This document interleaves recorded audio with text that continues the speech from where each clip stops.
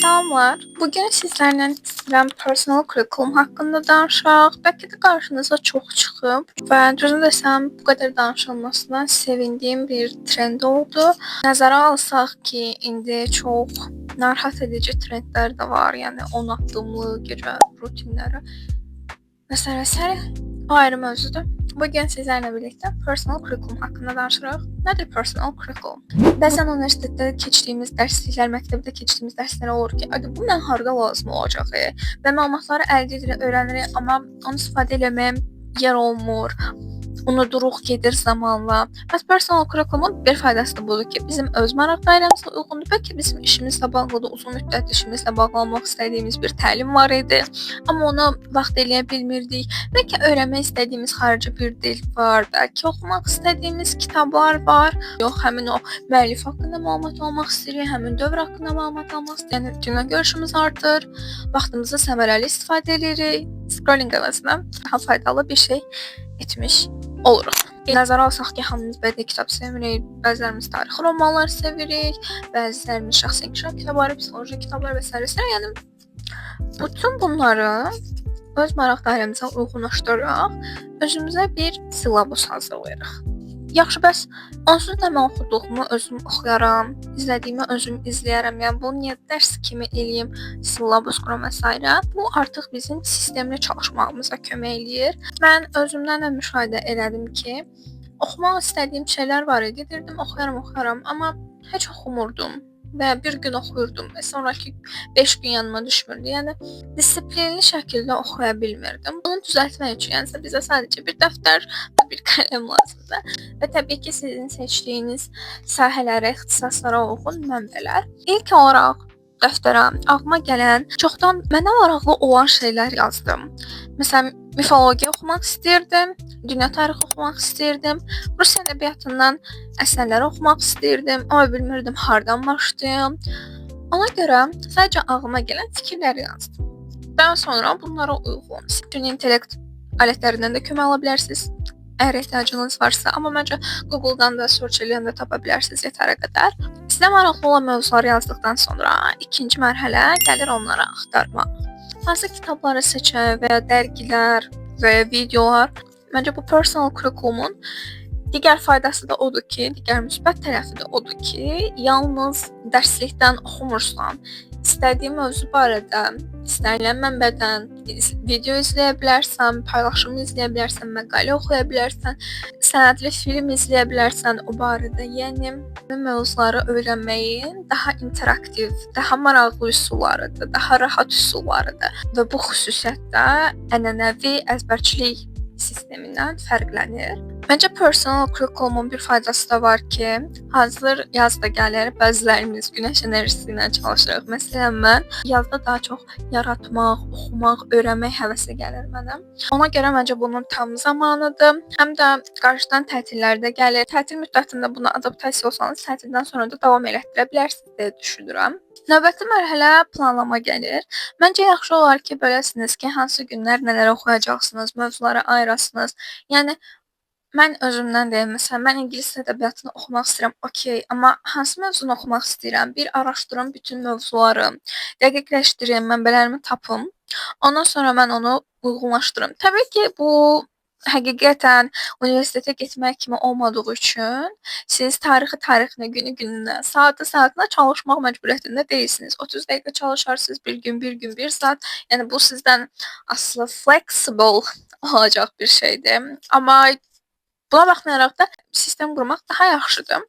Və burada planlama ona görə önəmlidir ki, bizim indi məlumat qıtlığı problemimiz yoxdur. Yetəri qədər məlumat var və onları çox asanlıqla əldə edə bilirik. Problem istiqamətdə ola bilər. Ona görə öncədən hər şeyi hazırlayaq ki, növbəti gün gəlib masamıza əyləşəndə, bilmirəm bu gün nə oxuyum, bəlkə bu gün qalsın deməyək deyə. Hər şey hazır olandan sonra və bu planlamaya da aiddir. Uzun müddət planlama istifadə etdikdə hər şey yazılı, qaydasında olandan sonra artıq sən onu bəhanə tapmırsan eləməmək üçün.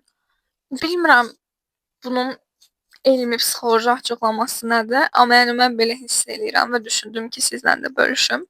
öve bitirə bilmədiyimiz bu sistem indi bizə çox şey qazandıracaq. Nəzərə alsaq ki, indi bir çoxumuz süni intellekt alətləri meydana gəldikdən sonra məlumatları gedib search eləmək yerinə tez rahat olsun deyə süni intellektdən əldə edirik. Məqalə oxumaq, kitab oxumaq kimi vərdişlərimizi itiririk.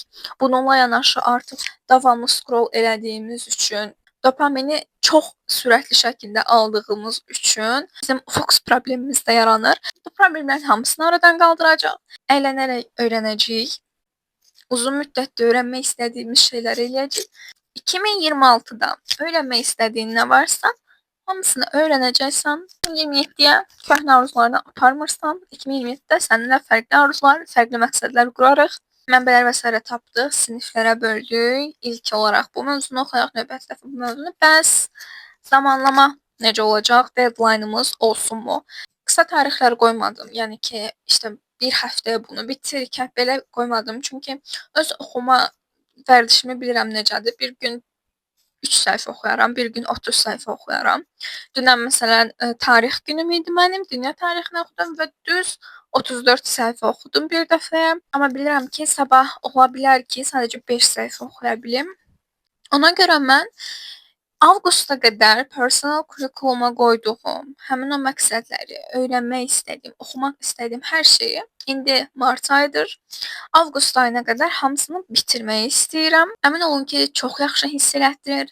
Yəni mən bu həftə başlamışam bu personal kurikuluma. Yəni, uzun müddət öyrənmək istədiyim şeylər var idi və onları öyrəndikcə daha çox öyrənmə həvəsi gəlir, daha çox enerji gəlir. Bir də mən öyrəndiklərimi kontentə çevirməyi də sevirəm və belə daha çox ideyalar gəlir. Oxuram. Bunu qeyd edeyim, kontent hazırlayaram və s. deyirəm. İşinizə uyğun, maraq dairənizə uyğun, hobbilərinizə uyğun öyrənə biləcəyiniz bir sistem qura bilərsiniz. Son olaraqsa mən sizə öz personal kurikulumumu, syllabusunu göstərim. Ənənəvi şəkildə dəftərə yazmağı sevirəm, amma siz təbii ki, tabletinizə, kompüterinizə də qeyd edə bilərsiniz. Baxsanız, YouTube-da da görəcəksiniz. Bunu digital da eləyən var, belə ənənəvi şəkildə eləyən də var. Mən ənənəvi tərəfdənəm. Deməli, mən ümumilikdə öyrənmək istədiklərimi belə qeyd elədim. Yunan mitologiyası, Rus ədəbiyyatı, İngilis ədəbiyyatından. Mənim ixtisasım İngilis ədəbiyyatıdır, amma buna baxmayaraq 4 il ərzində nə qədər əsər oxusaq da əminəm ki, müəyyən dönəmlər haqqında daha az məlumata sahibəm, daha az əsər oxumuşam və ya heç oxumamışam. Bilmədiyim müəlliflər böyük ehtimal ki, var. Ona görə bir daha üstündən keçəcəm. Atladığım nələr olub, hansı dönəmlər haqqında daha az məlumatlarımsa onları bir daha oxuyum. İxtisasım olmasına baxmayaraq bütün əsərləri oxuya bilmək kimi fürsətim olmamışdı. Bəzilərinin xülasəsini və s. oxumuşdum. Onları bərpa eləmək istəyirəm. Daha sonra dünya ədəbiyyatından əsərlər oxumaq istəyirəm. Burada artıq dövr yox, sadəcə əsərlər, eləcə də Rus ədəbiyyatında. Sadəcə Rus ədəbiyyatına bilmədim hansı əsərlərdən başladım. Rus ədəbiyyatına sadəcə indiyə qədər Dostoyevskidən, Ölevdən qeydləri oxumuşam. O da çox əvvəl məktəb vaxtında.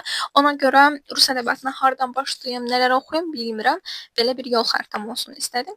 Və 5-ci olaraq da tarix seçmişəm. Dünya tarixi mənə çox maraqlıdır, amma yenə mən məktəb vaxtı, xüsusilə də abituriyent vaxtı tarixdən imtahan verirdim, hazırlaşırdım.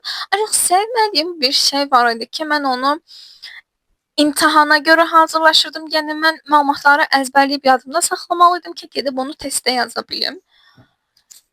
Görə tarixdən nifrət edirdim həmin dönəm. Amma keçdikcə müşahidə elədim ki, əslində mənə tarix maraqlıdır. Öyrənmək istədiyim şeylər var. Ona görə də personal kurikulumuma yazdım. Yəni 5 mövzu yazmışam. Amma sonra növbəti haftında onları böldüm. Mənbələr tapdım. Əgər sizə də mənim seçdiyim mövzular maraqlıdırsa, mən Instagramda istifadə edəcəyim kitabları hər gün olmasa da update'lər verirəm ki, nələr oxudum, nələr eləyirəm hal-hazırda bölüşürəm. Şəxsi syllabusumuza özəl istifadə etdiyim mənbələri və ya paylaşdığım, demək istədiyim nələr varsa hamısını orada yerləşdirəcəm. Yenə də mənə direct üzərindən yaza bilərsiniz. Sizinlə hər şeyi sevə-sevə bölüşərəm. Bugünlük bu qədər. Ayın bitməsinə təqribi 15-16 gün var. Bu ayın sonunda sizinlə izlədiklərimi, oxuduqlarımı, öyrəndiklərimi bölüşmək üçün səbirsizlənirəm. Hələlik.